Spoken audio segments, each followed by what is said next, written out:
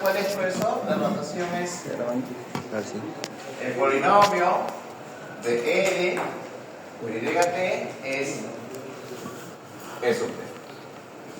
¿Ok? Muy bien. Entonces, lo que vamos a hacer aquí es lo siguiente. Este polinomio de grado P se puede descomponer de esta forma. ¿Ok? De hecho, todo polinomio se puede descomponer de esta forma. Este polinomio, vamos a decir, se puede descomponer como 1 menos lambda 1 por L por 1 menos lambda 2 por L y así sucesivamente hasta 1 menos lambda P por L. ¿Ya? Donde los lambda sub J son las inversas de las raíces del polinomio piso. ¿Está bien? Esa es una notación. ¿Ya? Notación. Ahora vamos a ver cómo se aplica esto en el caso autorregresivo orden 2. ¿Ya? En el caso autorregresivo orden 2 que tenemos, bueno, tenemos lo que hemos visto ya, sabemos esto, ¿no? Tenemos el polinomio, por y sub t es igual a sub t. Y sabemos que este polinomio, ¿qué forma tiene? Tiene esta forma, ¿no? 1 menos phi1 por L menos phi2 L cuadrado. Entonces lo que significa que en el caso del proceso autorregresivo orden 2, este polinomio se puede expresar según esta notación como lambda 1 por L por 1 menos lambda 2 por L. ¿Sí? Polinomio de grado 2. ¿Ok? En el caso de...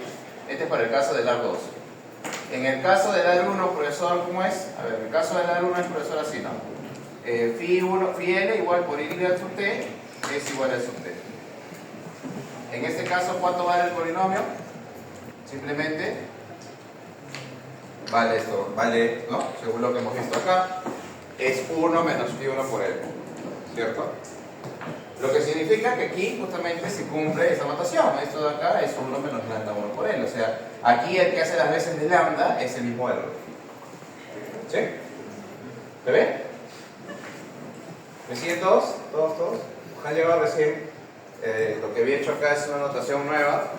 Operador rezado, que es un operador de potencia que significaba la serie del rezado de YT. Lo que he hecho es aplicar esta regla en el proceso R1, el proceso R2. Y lo que he demostrado es que la nueva notación genera de que se forme esta expresión que está acá. Sí, esta expresión que está acá es una expresión general para cualquier proceso autorregresivo del P. Y lo que acabo de decir como notación adicional es que este polinomio se puede expresar así. ¿Ok? Donde estos lambdas son las inversas de las raíces de este polinomio. Bien. Entonces lo que he hecho aquí es expresar esta última notación para el caso R2 y para el caso R1. Entonces, ¿y por qué hago eso? Bueno, lo que estoy haciendo aquí es simplemente buscar una nueva manera de verificar la estacionariedad del proceso autorregresivo. ¿Sí? ¿Se acuerdan cuál era la condición de estacionariedad en el proceso autorregresivo R1? En el proceso autorregresivo R1, ¿cuál era la condición de estacionariedad? La condición de estacionalidad, profesor, ¿cuál es? El valor absoluto sea menor que 1, ¿cierto? ¿No? Si nosotros planteamos esta notación en términos de las inversas de las raíces de los polinomios, del polinomio, ¿a qué sería equivalente? Vamos a decir, bajo la notación,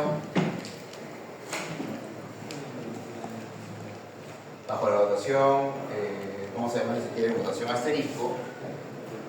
Bajo la notación asterisco, esto sería equivalente a decir esto de acá, ¿cierto? Porque lo que acabamos de decir es que lambda 1 es equivalente a phi sub 1, ¿no? ¿Me sigue? Acuérdate que lambda 1 es la inversa de la raíz de ese polinomio. ¿Ok? Entonces, en términos prácticos, profesor, establecer la condición de estacionalidad de un proceso autorregresivo orden 1 equivale a decir que la inversa de la raíz de ese polinomio es menor que 1. ¿Sí? O tiene un módulo menor que 1. ¿Ya? ¿Me sigues? Muy bien. Ajá. Entonces, profesor, si yo tengo un AR2, ¿no? ¿Correcto? ¿Cuál va a ser la condición de estacionariedad? Ah, mira, si en el caso del proceso autoregresivo era que, yo tengo uno, era que lambda 1 es menor que 1, el módulo, pues en el caso del AR2, la condición va a ser esta. Que este de aquí y este de aquí, ambos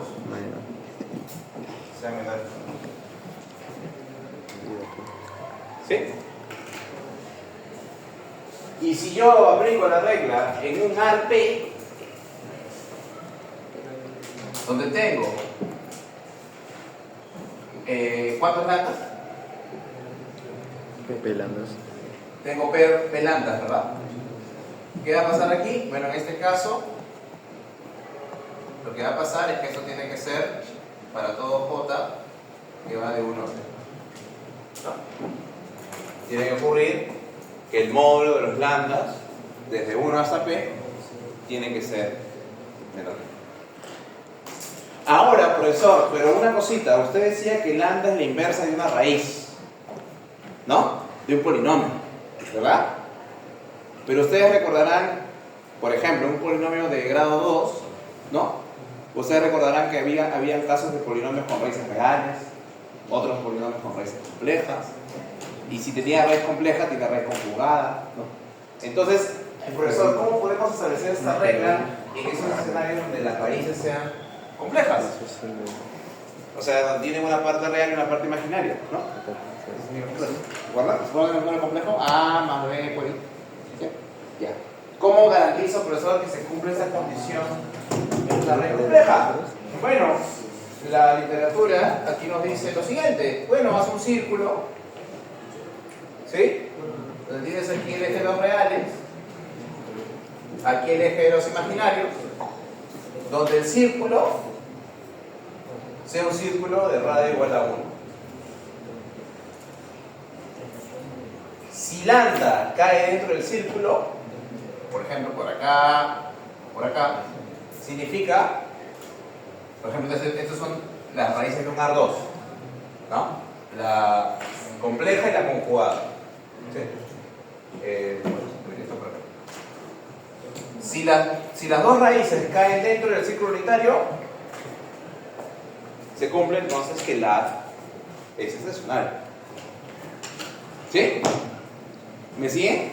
Entonces, por esa razón, que esta condición también se le va a llamar como la condición de que las inversas de las raíces caigan dentro del círculo unitario.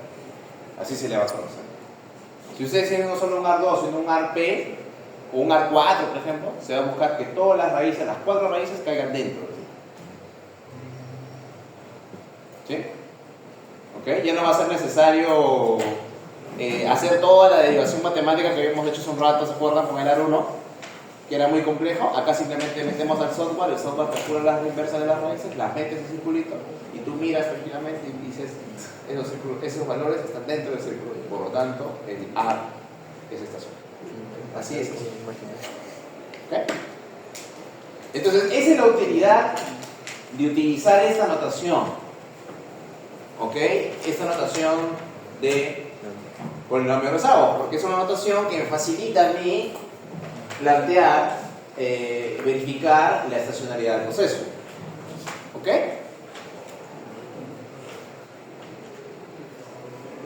¿Sí? Muy bien. Claro, esta es la parte intuitiva, ¿no? Porque es así. Ahora, ¿por qué técnicamente ocurre esto? ¿Por qué técnicamente ocurre esto acá? Entonces, para explicarte por qué técnicamente ocurre que cuando todos los lambdas son menores que 1 se verifica la estacionalidad, voy a hacer aquí una pequeña nota. ¿Esto lo puedo dar? ¿Sí? ¿Esto de acá? ¿Sí? Ya. Veamos. Mira.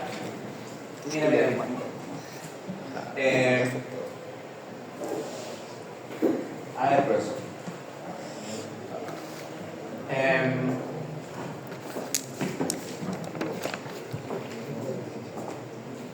Nota.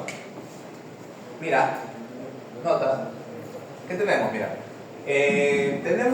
Vamos a hacer en el AR1, ¿ok? El AR1 es este, ¿verdad? Muy bien. Hemos dicho que la notación de polinomio de rezagos de esto de acá es esto de aquí. ¿Verdad? ¿Cierto? Y bueno, hemos dicho que esto de acá es igualito que poner esto de acá, ¿no? ¿Me sigues? Mira lo que voy a hacer ya. Mira lo que voy a hacer. Voy a agarrar este de aquí, que está multiplicando y t, y lo voy a pasar al lado derecho. ¿Cuándo puedo pasarlo al lado derecho? Lo puedo pasar al lado derecho siempre que el proceso sea estacionario, nada más. O sea, siempre que lambda, el módulo de lambda, sea menor que 1, yo lo puedo pasar a la derecha. Algo así, ¿no? ¿Qué significa pasar a la derecha? Significa pasar así. ¿Me sigues? ¿Ok? ¿Sí? ¿Estamos todos?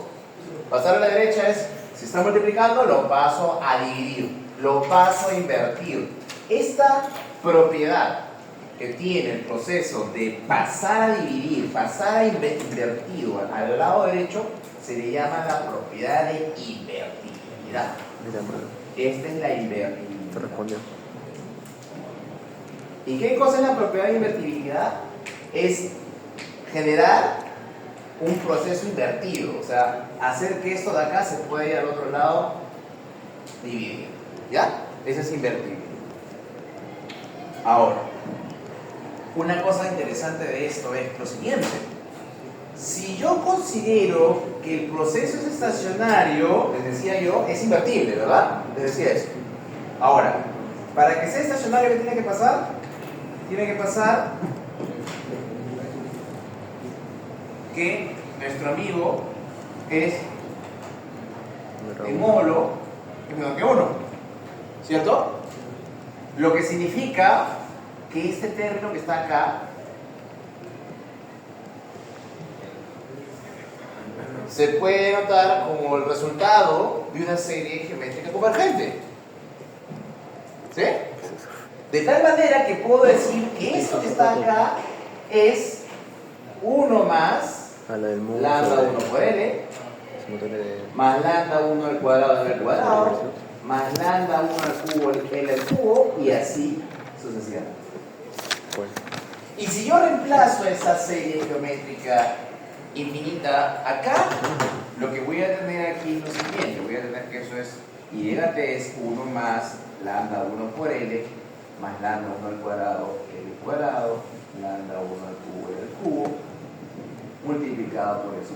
Y si yo multiplico por eso acá, cada elemento por esta de aquí, ¿qué voy a tener? 1 por eso t es un t. Lambda 1 por L por eso t es un t menos 1. Lambda 1 al cuadrado por L al cuadrado por eso t es un t menos 2. Y así sucesivamente. ¿Qué estoy obteniendo? Estoy obteniendo, ¿se acuerdan? La forma de la solución recursiva que habíamos podido expresar al inicio del proceso transversal de Born. ¿Sí? O sea, ¿y esto de cosa es? Esto de acá es la notación que se llama la notación invertible del proceso autorregresivo. ¿Está bien? Esta notación tiene un nombre propio. La notación se llama una notación que se va a llamar la notación de medias móviles, o en este caso en inglés Moving Average, o también conocido el proceso MA, donde el número de rezagos que aparece en la media móvil es infinita, por eso aquí recibe el nombre de MA de orden infinito. ¿Ok? Lo que me va a llevar a decir que cuando un proceso AR1 es invertible, debido a la estacionariedad, ese proceso se puede expresar como una combinación lineal infinita de rezagos del ruido blanco. ¿Sí? O sea, nuestro AR1 se está convirtiendo en un MA infinito. Esa es la propiedad de invertibilidad. lar se convierte en un mayor. ¿Ven? ¿Sí? ¿Me siguen todos ahí? Y obviamente en este escenario donde yo tengo una combinación lineal de ruidos blancos, pues dado que el ruido blanco es estacionario, el resultado de la combinación lineal también lo es. ¿Se dan cuenta? Por esa razón se vincula la estacionalidad con la invertibilidad y todo depende de esto de acá. ¿Así es? Si esto no se cumpliera, yo no podría hacer esto de acá ni podría garantizar que este proceso es estacionario. ¿Me siguen? ¿Sí? Bien. Muy bien. Ahora, profesor, ¿y qué va a pasar cuando el proceso sea autoregresivo de orden P?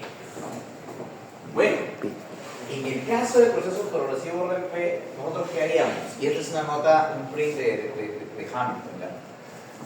Y lo voy a señalar nada más. Bueno, si hubiera invertibilidad, en lugar de dividirlo contra 1 sobre 1 menos lambda 1 por L, en un proceso autoregresivo de orden P, lo dividiría con 1 sobre el producto de 1 menos lambda 1 por L, por 1 menos lambda 2 por L, por 1 menos lambda 3 por L, hasta 1 menos lambda P por L. Esto que está acá. Y matemáticamente, la inversa de ese producto se puede expresar de esta forma de acá. ¿Sí? Se puede expresar, si esta es es 1 sobre el producto de distintos elementos, se puede expresar como una suma heterogénea donde los denominadores son cada uno de los multiplicadores que están acá. ¿Sí? ¿Así es? A ver, vamos a aterrizarlo con el R2, ¿ok? ¿Ya? Vamos a ver, porque ahí yo sé que se nota como que medio complicado. Vamos a aterrizarlo con el R2. A ver, ¿qué estoy diciendo? Vamos a ver con el R2.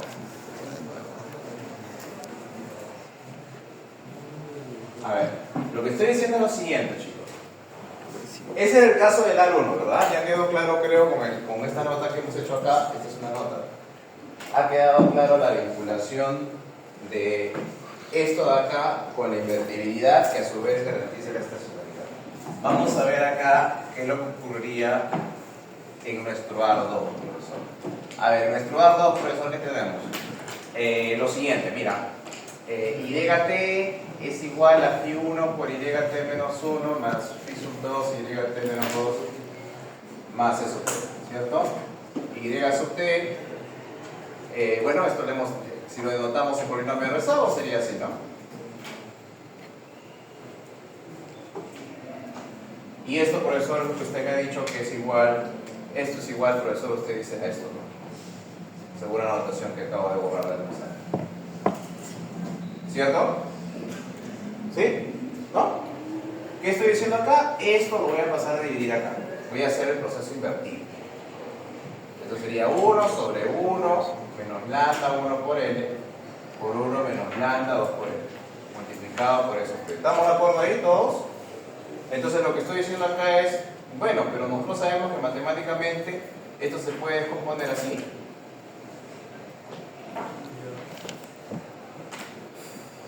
Como una suma de fracciones heterogéneas, ¿no? ¿Sí? Eso es lo que me estoy diciendo. Por lo tanto, y sub t es igual a C1 sobre 1 menos lambda 1 por L por E sub t más C sub 2 por 1 menos lambda por E sub t.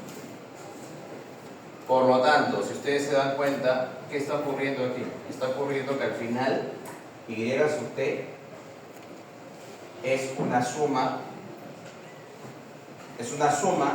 de sumas ponderadas que dependen de lambda 1 y de lambda 2, ¿no? Porque si tú miras esto de acá, este de aquí es el que hemos visto acá, ¿no?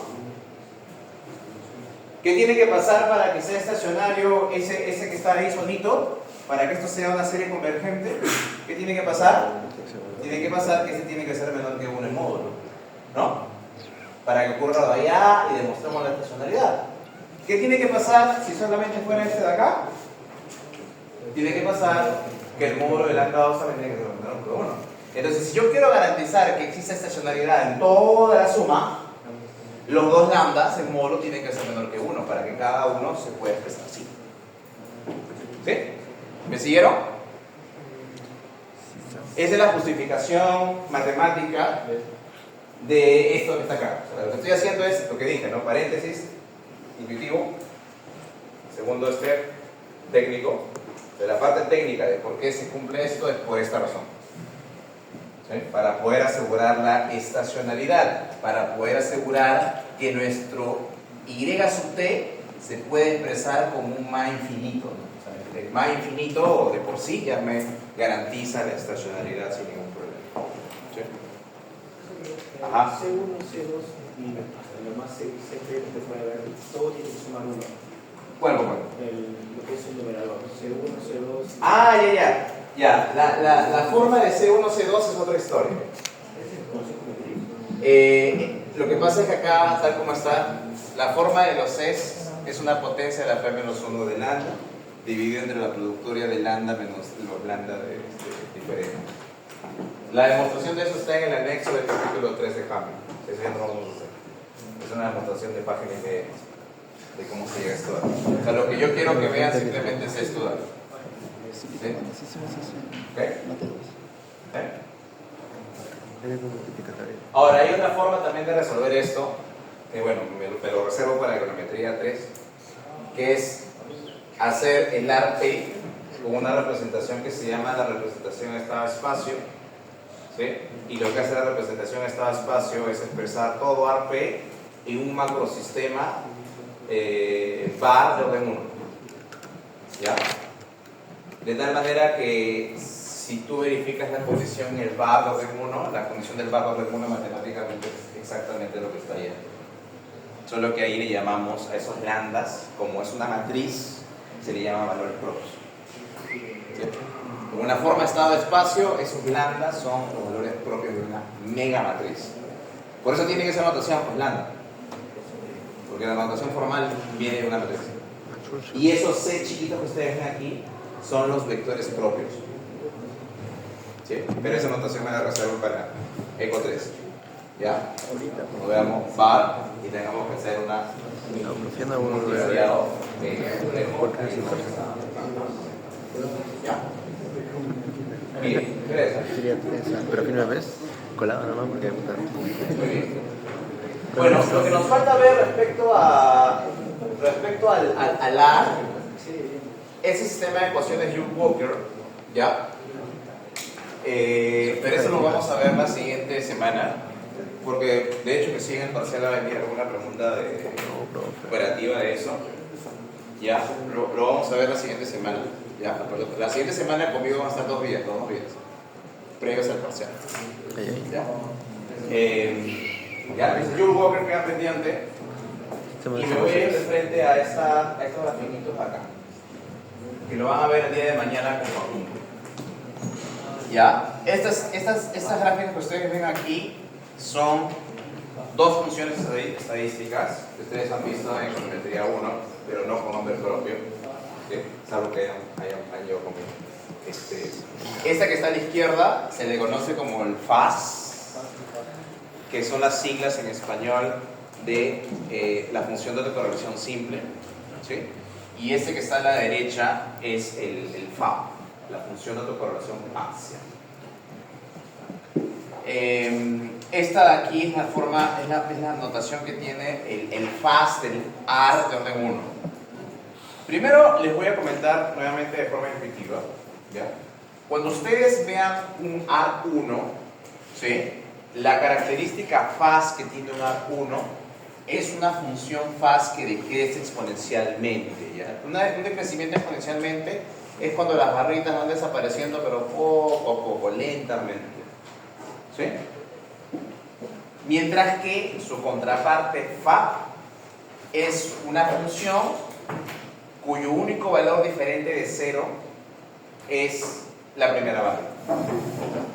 Repito, este es el FAS y el FAB de un AR1. Ahorita les voy a explicar qué cosas son las. Nuevamente, FAS, el que va exponencialmente, FAB, el único valor diferente de 0 es la primera barrita.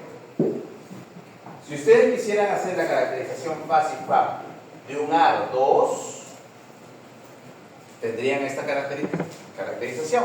Un faz que también decrece exponencialmente, muy lento, y un fa que me indica que las dos primeras barritas únicamente son diferentes. ¿Sí? Si ustedes entonces hicieran con un AR3, ¿cuál sería la diferencia? Vendría en el fa. Tendríamos una tercera barrita diferente de 0. Si fuera un AR4, una cuarta barrita de suficiente. Perfecto. ¿Ok? Entonces, esta es una forma práctica de que cuando ustedes no conocen el proceso, o sea, no conocen cuál es el orden del AR, ustedes metan la serie a estas funciones y de acuerdo a la forma gráfica que les muestre, ustedes dicen, ese es un AR2, ese es un AR3, ese es un AR1. ¿Sí? Es una forma muy práctica de eso. Y eso lo hace el programa. Ustedes eso mañana lo van a hacer con RStudio. ¿Ya? A ver, veamos entonces. ¿Qué cosa me denota el faz? ¿Qué cosa me denota el fa? ¿Ya? Eso lo voy a comentar aquí. ¿Ya? Eso lo acabo de hacer. ¿Ya? Ahora vamos a ver rápidamente qué me denota el faz, qué me denota el fa.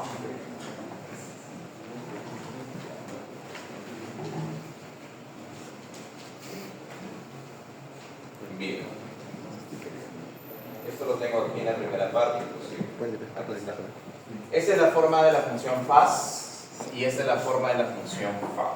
La función faz o función de autocorrelación simple es la que vamos a denotar así. ¿Ok? ¿Qué cosa es? Así como tenemos una autocovarianza de orden J, ¿no? Que hemos dicho que es la esperanza de los productos cruzados de YT con sobresado. El faz de orden J no es otra cosa que la autocovarianza dividido entre la autocovarianza de orden C. ¿Ya? Esta es una fórmula que lo que me permite obtener es la autocorrelación de orden J. ¿Sí? O sea, lo que llamamos el faz de orden J es lo que ustedes en econometría 1 han denotado como la autocorrelación de orden J. Claro, porque ¿qué es esto que está acá? Bueno, esto que está acá, ¿qué cosa es? Es la esperanza de YT por YT menos J, ¿sí? Y el de abajo es la esperanza de YT al cuadrado, ¿sí? Esto de acá, ¿qué cosa es? Bueno, esta es la covarianza, si quieren verlo así, de YT con YT menos J, y el que está abajo es la multiplicación de la desviación estándar de Y sub T multiplicada por la desviación estándar de YT menos J. Es lo mismo, es varianza al cuadrado. Esta es una autocorrelación, ¿no? Por eso recibe el nombre de autocorrelación de orden.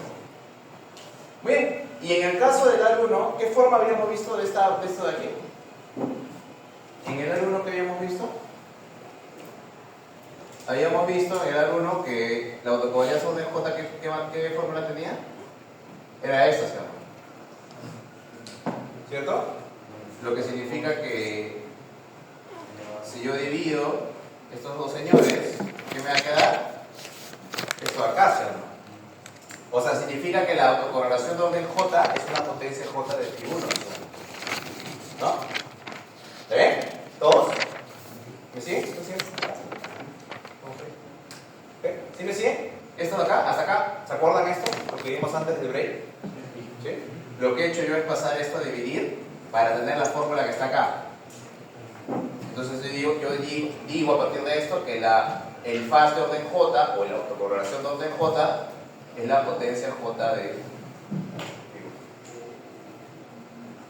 Y como mi phi 1 en un AR estacionario es menor que 1 en módulo, ¿no? Cuando yo lo voy elevando a la potencia J, ¿eso cómo va cayendo? Exponencialmente. Si fuera 0.8, cuando J vale 1, o sea, acá vamos a poner. Cuando J vale 1, ¿cuánto saldría phi 1? 0.8, por ejemplo. Si J fuera 2, 0.64. Si fuera J igual a 3, ¿cuánto sería? ¿Se me ayuda? Ahí está el 2. 0.64 por 0.8, que es un valor más chiquito, y así. Y esto va cayendo, ¿no? Lentamente, ¿vale? Eso es lo que gráficamente se denota como las barritas que hemos visto. Acá. Estas barritas, este es como si fuera 0.8, este es como si fuera 64, es el que sigue. Y crece lentamente. O sea, la autocorrelación de orden J de un AR decrece así, de esa forma. ¿Ok? Bien. ¿Y el FAB? ¿Qué es el FAB, profesor? ¿Qué es el FAB? Regreso nuevamente aquí a mi presentación. El FAB no es otra cosa, profesor, que la correlación del rezago J con YT. Escuchen bien esto. La correlación de YT con YJ descontando el efecto de todos los rezagos intermedios YT. Ya, lo digo de otra forma. ¿Ya? El FAB de orden J se le llama correlación parcial porque es la correlación de YT con el rezago J descontando el efecto de los otros rezagos intermedios. Es lo que nosotros en econometría 1 le habíamos llamado como el impacto marginal de cierta variable C de disparibus el resto. ¿Sí? ¿Y qué regresión voy a plantear aquí para medir ese impacto marginal de orden J?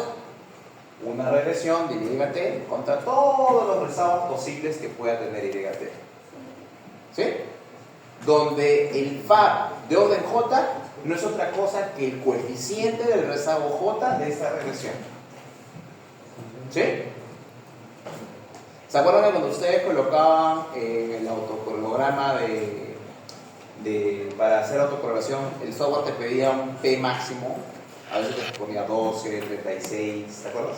Los software, cuando quieres calcular el correlograma, ¿te acuerdas? Te pedía lags, ¿no? Incluye los lags. Ya, la cantidad de lags que tú le das al software es la cantidad de rezagos que va a evaluar en esta regresión. Si tú le dices 12, significa que va a considerar 12 rezagos. Si tú dices que son 36, va a considerar 36 rezagos.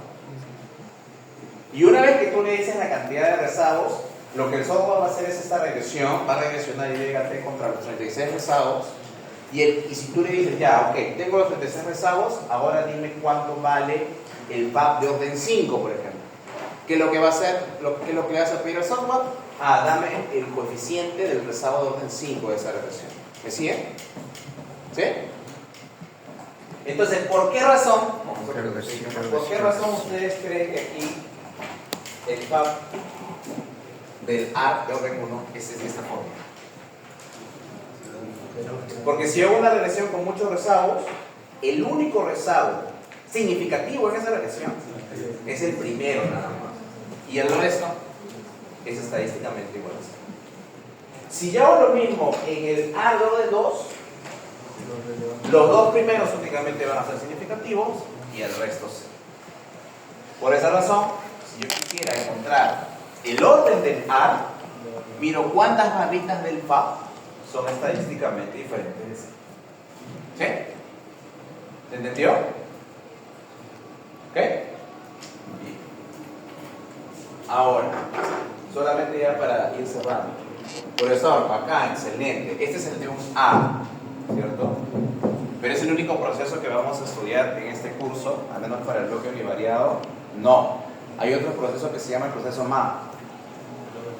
¿Ya? El proceso MA es un intermedio entre el ruido blanco y el autorreversible. Entonces es un proceso, el AR1 es un proceso de memoria corta, ¿cierto? El ruido blanco es un proceso que no tiene memoria, ¿cierto? El MA, el de medias móviles, es un proceso de memoria intermedia entre esos dos. ¿Ok? ¿Ya? Intermedio entre esos dos. ¿Por qué razón? Porque si tú te das cuenta, el AR, ¿en qué proceso se puede convertir? Se puede convertir en MA infinito. ¿Qué significa esto? Significa que la memoria puede ser infinita, ¿verdad? O sea, en la práctica, a ver, ¿a qué me refiero? Vamos a aterrizar esto. Yo te había dicho al inicio de la clase que cuando una serie se aleja de la media, se debe a los shocks. ¿Qué ocurre? ¿No? O sea, se ocurre el shock, genera que hay una desviación de la media. ¿Correcto? Muy bien. Es el shock yo lo había caracterizado como que, lo había caracterizado incluso en el ejemplo que te di cuando te dije, oye, la covarianza de él con R0, te dije que este era un shock, ¿no? ¿Quién es el shock? El shock es el ruido blanco, ¿sí? El shock en este proceso es el ruido blanco, ¿verdad? Que puede tomar valor positivo, valor negativo, lo que sea. Entonces, si yo recuerdo que eso es un shock, lo que me dice esta notación es lo siguiente. Me dice que el valor presente de la serie, ¿qué cosa es? Es una suma ponderada de los shocks que han ocurrido en la historia, ¿no? Este es el shock de hoy, este es el shock de ayer, este es el del de ayer y así, los que han ocurrido en la historia. O sea, lo que vemos hoy día, asume este proceso, es lo que ha pasado durante toda la historia de esta serie. ¿Sí? Profesor, pero una consulta, ¿cómo es posible que eso ocurra? ¿Cómo es posible que usted diga si usted dijo que usted tenía memoria corta? Claro, lo que pasa es que si tú miras el valor de Landau, de este de aquí, lo que ha ocurrido en el shock del periodo anterior, como lambda es menor que 1, pero diferente de 0, lo que ha ocurrido en el periodo anterior tiene influencia sobre el presente. Lo que ha ocurrido acá tiene influencia también sobre el presente. Pero ¿cuál es la idea? La idea es que esos impactos de esos shocks muy antiguos van a tener un impacto muy decreciente sobre esto de acá. De manera que lo que está muy pasado ya prácticamente tiene un efecto nulo sobre el presente. ¿Me sigues? Por eso tiene memoria corta. ¿Ya? Y por eso la memoria es asociada a la persistencia. La persistencia, ¿cómo la caracterizamos? Con el valor del coeficiente, en este caso lambda. Si lambda es más grande, el shock decíamos que era más persistente, tiene más memoria. ¿Por qué? Porque se demora en desaparecer la historia. ¿Sí? Y si lambda es más cercano a 0, la memoria es más corta. Entonces los procesos autoregresivos son procesos que tienen técnicamente memoria infinita, pero donde el pasado no importa prácticamente nada sobre el presente. ¿Ok? En cambio, en un proceso de media móvil que no es de orden infinito, ahí sí tenemos acotado cuál es la cantidad de shocks rezagados que van a afectar el presente. Por ejemplo, si fuera un MA de orden 2, significa que únicamente hasta el shock del periodo inmediato sería el anterior del anterior, tiene efecto sobre el presente, pero del resto yo asumiría que el impacto cero. ¿Sigues? Por eso que el MA es un proceso intermedio, es un proceso que tiene menos memoria que el AR, pero tiene algo de memoria. ¿Sí? ¿Sigues? Muy bien, entonces la pregunta sería, ok, pero en la práctica, ¿cómo yo sé que es un MA, es un AR o es un MA? ¿No? ¿Cómo si se escribe un escenario de memoria relativamente larga, ¿no? O un proceso de memoria corta? Bueno, lo que vamos a ver, y esto ya sí en la siguiente clase, pero igual lo voy a comentar como antes salgan, lo van a ver en la aplicación, es que mi proceso MA también va a tener una forma FASI-FAP. ¿Cuál va a ser la historia respecto al MA? Por ejemplo, acá tenemos el MA de orden 1. Primero les voy a presentar la notación del MA de orden 1. ¿Ya? El MA de orden 1 se denota así. Exactamente, este de aquí es así. Si se dan cuenta, el MA de orden 1 acota que la memoria de este proceso únicamente va hasta T-1. Diferente al caso AR, que me dice que puede llegar a infinito. ¿Te das cuenta? El MA de orden 1 me dice esto. Perfecto. ¿Qué forma FAS y FAP tiene el MA de orden 1? Mira, si yo tengo esta forma del MA, este valor de teta aparece aquí.